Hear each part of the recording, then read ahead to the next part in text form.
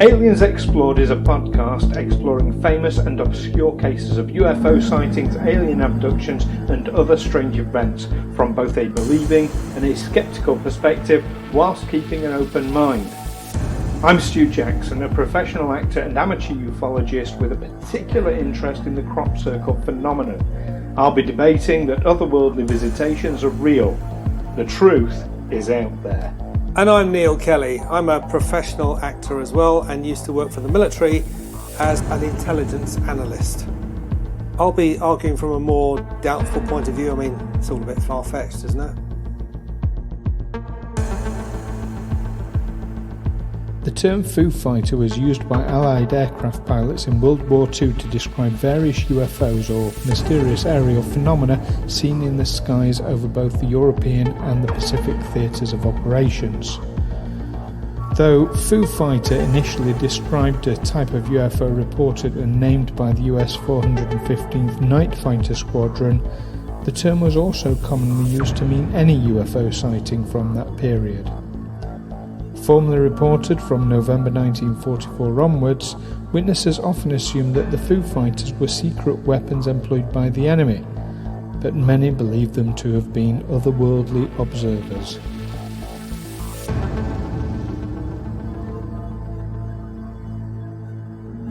Welcome listeners to Aliens Explored with me, Stu Jackson. And me, Neil Kelly. And this week we will be discussing, and you'll like this one, Neil, as a military intelligence person. We're discussing the Foo Fighters from World War II. Now, to be fair, you weren't military intelligence in World War II, were you? Well, you know, that's a moot point, actually. That depends on when you decide World War II ended.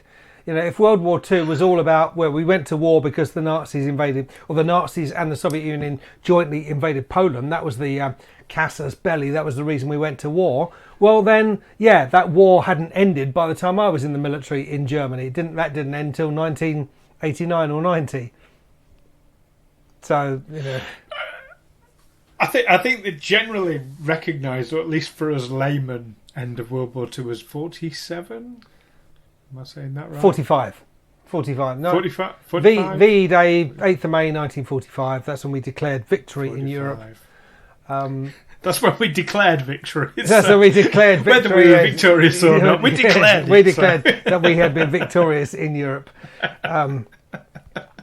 It's funny, going to France, going to the west coast, there's a little town called Mouilleron-en-Péred, which is a village, basically a ghost town, but it's significant because it's the birthplace of the Prime Minister, the French Prime Minister during the First World War, a guy called Clemenceau, and another guy whose name I can't remember, I should have researched this, who was a hero of the Second World War. He was in the resistance, and then he escaped. He joined the Free French and he fought for the liberation of France. And then after the war, he was made Supreme Commander of French forces in the Far East. So he basically oversaw the Vietnam or the Indochine debacle, in which his son, a lieutenant, was killed. He's the only guy from that village who was killed during the French invasion in World War II. But there's a monument there, the monument to les deux victoires, the two victories in the First and Second World War. And I think, well, that's a bit rich, the French declaring a victory in both those wars, but actually probably we do the same, really. Well, yeah, absolutely. And as I've got a French partner and you're about to go to France, we ought to be careful what we say. that we have no more right to declare a victory than the French have, really. Absolutely. But yeah, so World War II, the reason I mention World War II, of course, is where this term Foo Fighters came from. Now, to give a little bit of sort of peek backstage for our listeners, so the way we work these episodes is we'll record an episode, or we'll record two episodes together, and then I'll tell Neil what our next two episodes are going to be about, and then we'll each go away for a week and we'll do lots and lots of research about those subjects. But when I said to you that we were going to be talking about Foo Fighters, Neil, was that a phrase you were already familiar with? Yes, it was. Your background? Although when I tried to look it up online, of course, it's all about the American grunge band. The Foo Fighters. So you have to specify World War II Foo Fighters. But yes, I had heard the term, and I knew that was where the band took their name from. Okay, so before we get into kind of what we've got on research, what did you know, or what was your impression about Foo Fighters, having heard the term prior to discussions in depth about UFOs? All I'd heard was some reports that Allied pilots during the Second World War, I said, in the latter stages of the Second World War, although apparently it was going on much earlier, had seen these strange lights in the sky. They were being trailed by these lights, which in some cases terrified them, because you're a pilot going over enemy territory, especially if you're a bomber command, where your chances of survival are pretty slim. And suddenly you see something in the sky you can't identify. Well, that's pretty terrifying. And it was, of course, assumed to be a Nazi secret weapon. But yeah, that's what I'd learned about the Foo Fighters. They had spotted these entities in the sky which had trailed them, which had seemed to fly to follow them in the sky, to sometimes follow an erratic path. That they didn't engage any Allied planes. They didn't try and attack them. Allied planes weren't capable of attacking them because they could move too fast. They were far too manoeuvrable, and at a given moment they would just shoot off up into the heavens and be gone. So that's what I knew about Foo Fighters. See, right. So I suppose I'm asking a bit of a leading question in asking you this, because I think Foo Fighters is an example of society's collective, I'm going to use big words now, cognitive dissonance. Which cognitive dissonance, for those listeners who aren't familiar with it, is when a person, or in this case a society, believes two conflicting or contradicting pieces of information. So you get many people who are just totally, UFOs, it's a load of nonsense. The idea of flying saucers, no, it's rubbish. And then you talk about the Foo Fighters, and it's like, I know these UFOs and flying saucers followed these aeroplanes. It's like, well, how can you accept both? So I was leading you down a bit of a dark alley with that one. Well, I mean, Foo Fighters, the etymology of the term, the nonsense word foo emerged in popular culture during the early 1930s, first being used by cartoonist Bill Holman, who peppered his Smokey Stover fireman cartoon strips, who apparently his catchphrase was, "Where there's foo, there's fire." Doesn't mean anything. I don't understand what he means, but apparently the phrase caught on. So when they saw these strange lights in the sky, they decided to call them Foo Fighters. Of course, this was before the term flying saucer came into being, which was in about 1947, I think, an encounter with a US pilot over Roswell. He described a flying saucer, and then from the early 50s onwards, they started to talk about UFOs as opposed to flying saucers. Well, the etymology of flying saucer was actually a pilot describing the way these flying discs, he called them flying discs, moved, was like if you were to skip a saucer across water. That's where the term flying saucers comes from. Okay. Not spin it on the end of a pole. Right. So no, nothing like that. It wasn't, the flying saucer wasn't to describe its shape; it was actually to describe its movement. But it's since come into the vernacular. So sort of wobbly movement and sort of a wobbly, sort of. Where you skim a stone across water. That was the movement he was trying to describe. Okay. So it might have been called skimming saucers instead of flying saucers. But so now you've had the opportunity, obviously, to do a bit more research into it. What's your take on Well, initially I these thought, Foo well, Fighters yeah, then? the Nazis were very well advanced in their weapon systems. They developed. I mean, they had. I mean, if you look at Wikipedia, what the Nazis called the Wunderwaffe, or what the Hitler called the Wunderwaffe, the wonder weapons, especially after the catastrophe of Stalingrad. He believed, when it became apparent that their 1,000-year Reich wasn't likely to last 1,000 days, he put his faith in these Wunderwaffe, these wonder weapons, secret weapons that would turn the tide of the war. And their development was quite impressive. When you think from a war that started with cavalry charges on horseback and biplanes, that suddenly you've got jet planes, rocket planes, drones, and ballistic missiles towards the end of the war. Then the Nazis were far more advanced than the Allies in the development of those. So there were things in the sky that pilots hadn't seen before. Although, I mean, apparently when pilots first saw the V1 doodlebugs, the flying bombs, the pilot who first saw one thought it was a German plane that had already been shot down because of the amount of what he saw as smoke coming out the back of it. Yeah. Didn't realise it was actually a rocket-powered drone on its way to its target. Obviously, with the ballistic missiles, they also the Germans developed. I mean, they had all sorts of jet planes, rocket planes, turbojets, ramjets. I'm talking like I know the difference between the two, but they developed the jet fighter bomber, the Messerschmitt 262, which was quite impressive in combat. It was the only jet aircraft in combat during the Second World War.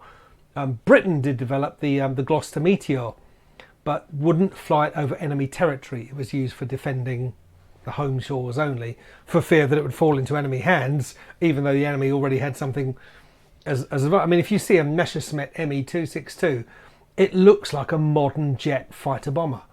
You wouldn't be surprised to see something like that in the 21st century.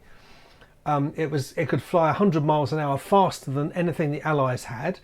I don't think there's any record of one ever being shot down. They were used as bombers. They carried out a bombing raid on Antwerp without losing a single plane, which, in those days of the war, was kind of unheard of. And they also had a rocket plane, which does look odd. It was a sort of stubby little thing, the Messerschmitt 163 Comet, spelt with a K. This was an interceptor that could be launched and fly to a great height. I think it could reach speeds of 1,000 kilometres per hour, pretty much faster than anything the Allies had. And basically the thing would be shot straight up into Allied bomber formations to shoot them down. It was an extremely dangerous plane to fly. It was powered by liquid rocket fuel. But as I say, the Nazis had these things in the sky. Yes. As well as ballistic missiles.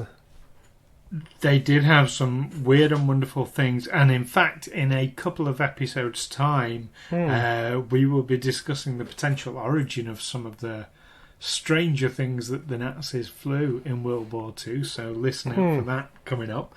But back on with the Foo Fighters, though. So I can understand how Allied pilots would automatically go in their heads to, okay, it's some sort of Nazi secret weapon, but we can look back historically, nearly 80 years later, and we know what was around. We know technologically what we can do today that doesn't match what these things could do. So we're talking about incredibly fast-moving, round, glowing objects. Now, none of those things that you've just listed there would meet the description of a round, glowing object. Yes, some of them are way faster, much, much faster than our Allied planes, but they don't have the manoeuvrability to sort of circle them the way these Foo Fighters did. Nowadays we've become familiar with stealth technology, but of course stealth technology, if it existed at all back then, was in its absolute infancy. And I'm not sure that it exists. Appear on radar. Yeah, I'm not sure that it exists. Well, no, exactly.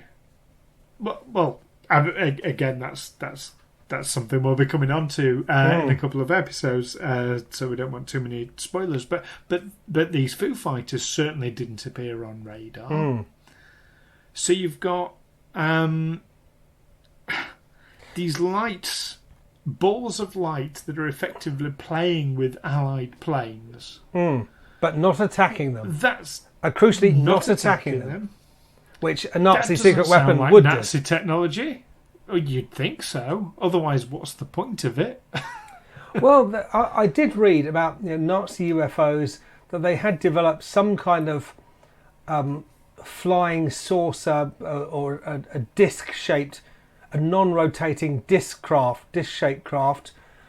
There was... is that the Hanabu? Is it Hanabu? What's it called? This was a non-rotating disc developed at Breslau by a V2 rocket engineer, Richard Mita, which was captured by the Soviets while Mita fled to the US via France and ended up working for Avro. Now, in the 1950s, Avro developed... Avro Canada in 1953 announced it was developing the VZ9AV Avro car, which was a circular jet aircraft with an estimated speed of 1,500 miles per hour, 2,400 kilometers per hour. German engineer Georg Klein claimed that such designs had been developed during the Nazi era. Klein identified two types of supposed Nazi flying discs. Now, also when you're talking about the Nazi flying discs, you're also talking about how the Nazis had made contact with extraterrestrials. They used these to fly down to the Antarctic, and apparently the Nazis believed in a hollow Earth, so they're living in this hollow Earth underneath Antarctica. That's a whole other can of worms we're opening there. But the idea, it really is. The idea of a saucer-shaped or a disc-shaped craft. Well, we don't have those now. We don't. You look at any kind of aeroplane; it's still the same basic shape as the earliest craft. It has two wings. It has a tail, and it faces and it follows basic laws of aerodynamics. Yes, the one I was thinking of was the Honebu. You have to forgive my pronunciation. You're the one that speaks German. Honebu 2, I believe it was called. Haunebu.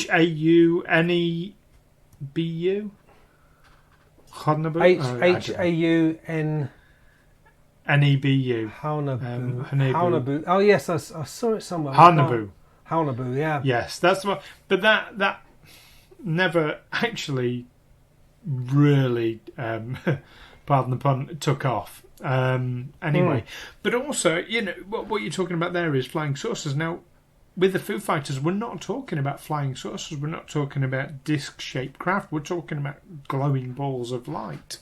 Presumably, all these were seen at night. They wouldn't have seen glowing balls of light in the daytime. I believe it was a particular night fighter squadron that someone who coined the term Foo Fighter. It was the 415th Night Fighter Squadron. Now, I've got to believe that they do fly during the day as well. Night Fighter Squadron's going to be their name, surely? I couldn't say for certain, but yeah, I mean, these things are going to be easier to see at night anyway. So yes, but yeah, in November 1944, you're absolutely right. The crew of a Bristol Beaufighter in the 415th spotted probably the most famous Foo Fighter experience, where they spotted they reckon about 8 to 10 bright orange lights flying off the left wing. Again, no radar. They turned towards the lights, and then the lights disappeared. Then they reappeared further away, and this sort of continued, this almost cat and mouse game where they would turn towards the lights would disappear, then they'd reappear somewhere else, they'd turn towards them to investigate them again, and then they'd disappear again. But whilst they're there, they're incredibly manoeuvrable, they're travelling at high speed. That's not Nazi technology. It's not Nazi technology, no. Well, it's... I mean, there have been... It's also displaying intelligence. It's an intelligent reaction. Okay, every time you veer towards me, I'm going to disappear and I'm going to reappear somewhere else. That is an intelligent reaction. Yeah. That's not a natural phenomenon. And these are experienced pilots and crew. They would be familiar the last thing I say about... Sorry? So the last thing I say about the Nazis wanting to test a secret weapon was, for instance, if the Allies, if the Americans or the Russians or the British wanted to test a secret aerial weapon, they had space to do it outside the combat zone. The Americans could test something over the Nevada desert. The Russians could test something over Siberia. Even the Brits could test something over Scotland or Ireland. But the Germans, all their airspace was in the war zone. So anything they put up in the sky is going to likely encounter enemy aircraft. So, okay, if they were testing something, that's the only place they've got to test it. Okay, but if this is a Nazi secret weapon, why do we not know about these glowing balls of light that fly around now?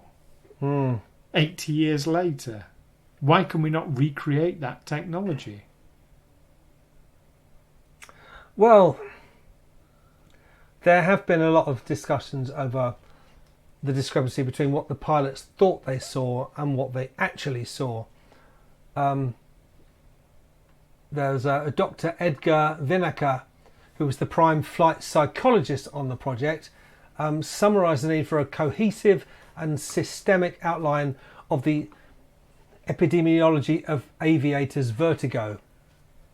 As he described it, pilots do not have sufficient information about phenomena of disorientation, and as a corollary are given considerable disorganised, incomplete and inaccurate information, largely dependent on their own experience, which they would supplement with stories they've heard from other pilots. So it's largely anecdotal evidence being woven into a kind of story that agrees. And one of the things the Dr. Winokur says about pilots is, since aviators are not skilled observers of human behaviour, they usually have only the vaguest understanding of their own feelings. Like other naive persons, therefore, they have simply adopted a term to cover a multitude of otherwise inexplicable events. That is, that the evidence is anecdotal, and the pilots have maybe discussed it amongst themselves and have come up with this thing that they all agreed that they saw. Okay. But there's still, in those cases, there still has to be a trigger event. There has to be a collective event. They all have to have seen something. And all right, I can fully accept that the details can get swayed in discussion and debate, and people misremembering or remembering things under prompt. Absolutely. But they all had to have seen something that wasn't easily explainable. Now, were planes fitted with radar by the later stages of the war? I know that there were German night fighters that had radar. I don't believe I don't believe this particular one was fitted with radar. No, but so all they've got is a visual. And of course, these pilots are going to be highly attuned, aren't they? They're flying into enemy territory. They're quite likely to die. They're quite likely to be shot down by flak or by an enemy fighter. Sorry, I stand corrected. No, there was airborne radar that didn't register anything, nor ground control didn't register anything either.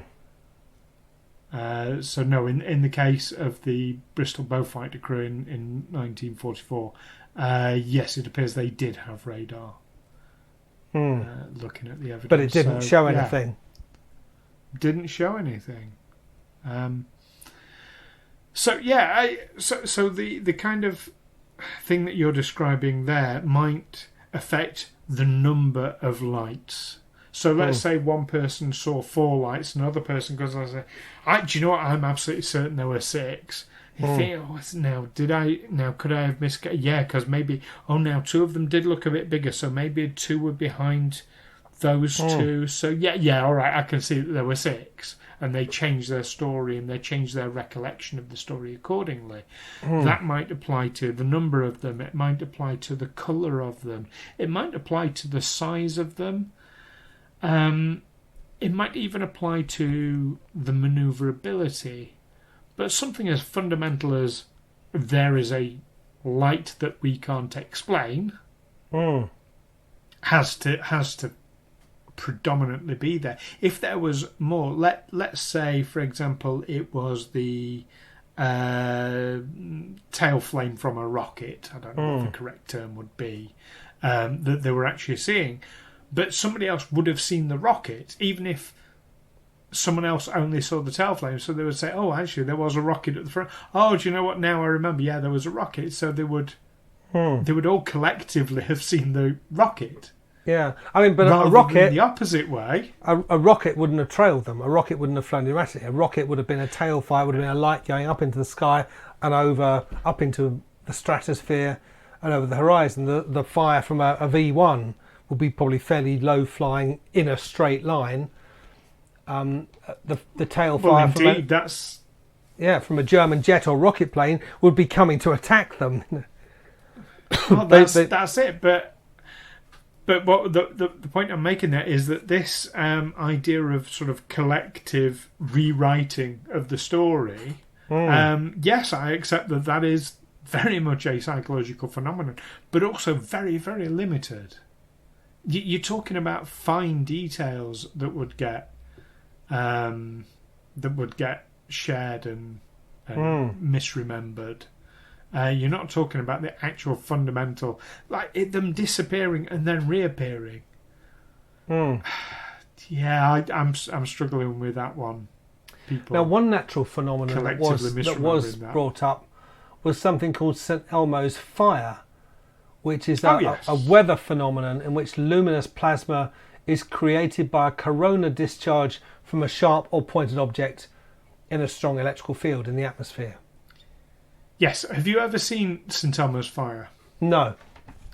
It's a really bizarre thing. So you'll get, basically, if you're in an area where it exists, you'll hold up your hand and you get this blue glow around your fingers. That looks like a form of flame, but you don't feel it or anything like that. Yeah. It's not balls of light. No. What about ball lightning? Would be a better explanation. Yes. Yeah. But ball lightning doesn't veer course. It doesn't disappear and reappear every time you head towards it. I know plasma. Balls of plasma, which is effectively what ball lightning is, does move, and it can move very, very fast, but it has a tendency just to move in a single direction. It'll appear, move in one direction for a period of time, then disappear. It doesn't veer course. It doesn't disappear and reappear elsewhere. I mean, ball lightning is a particular... So I actually know a little bit about this because ball lightning is quite often seen around crop circle formations. Okay. Which is a particular, so it's not meeting the... Also, ball lightning is white in colour, or it's a bluish white. It looks like you would expect electricity to look like. It's plasma, but it's not orange.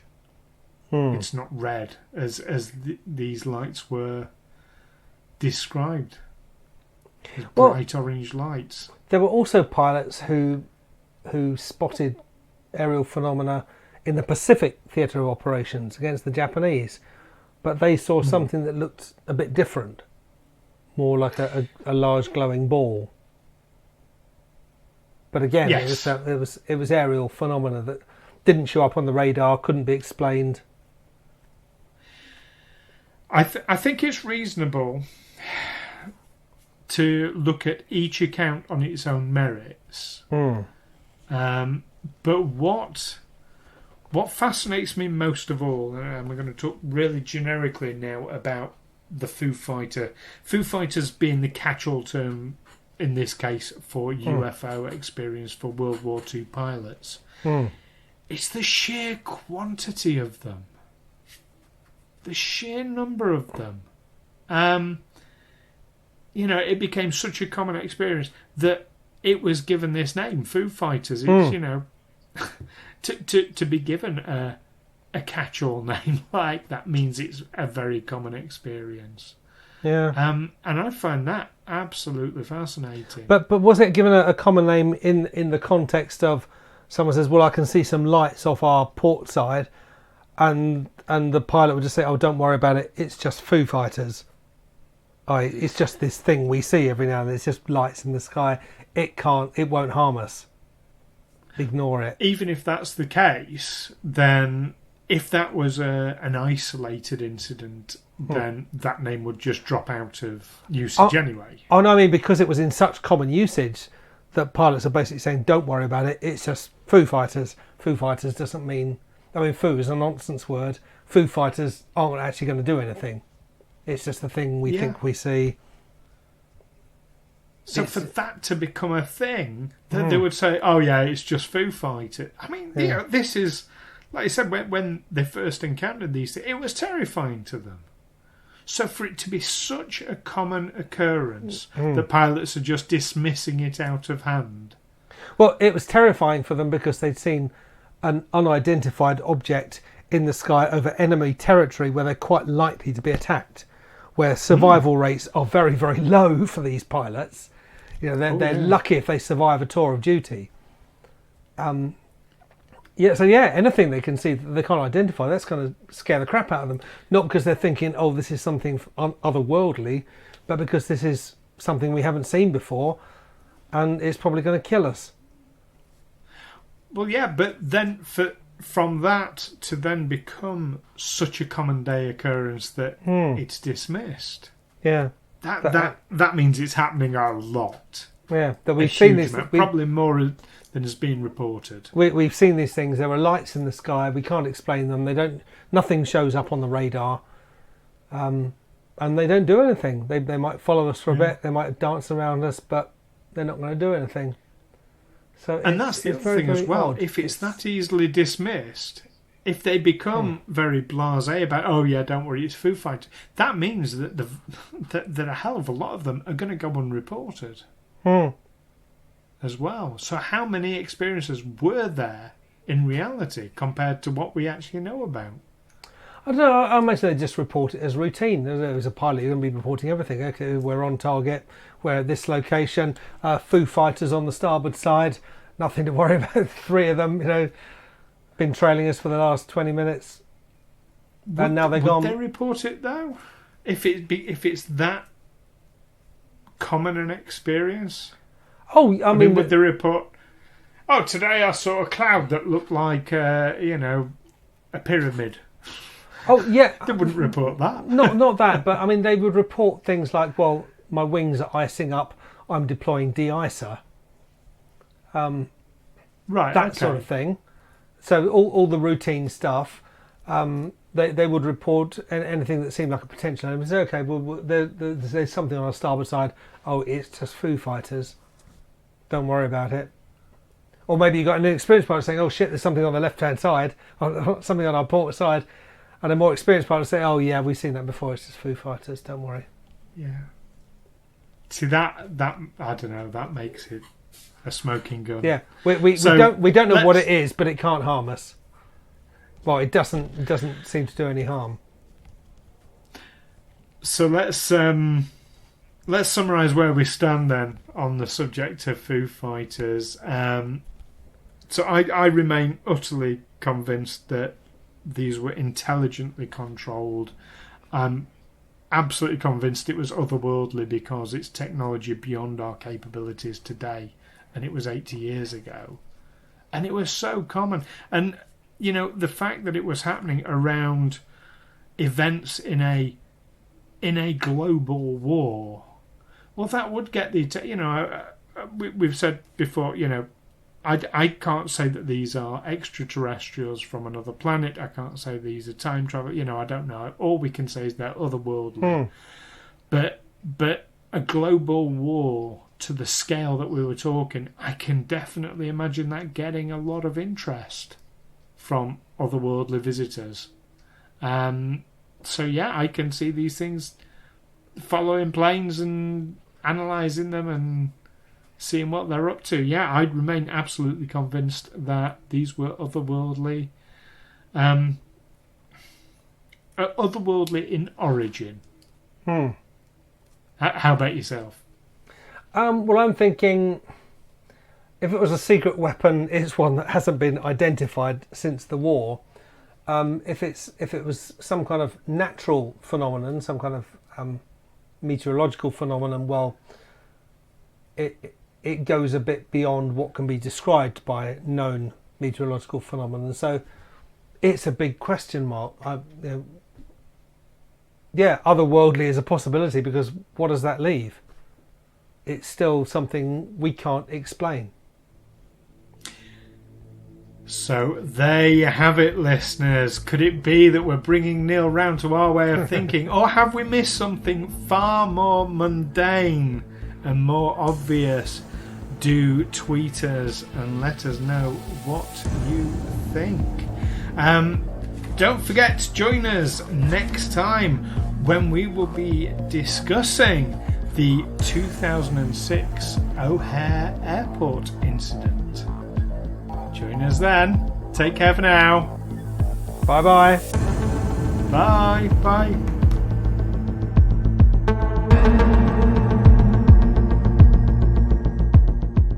Aliens Explored is a Feagle Films production in association with Juicy Falls.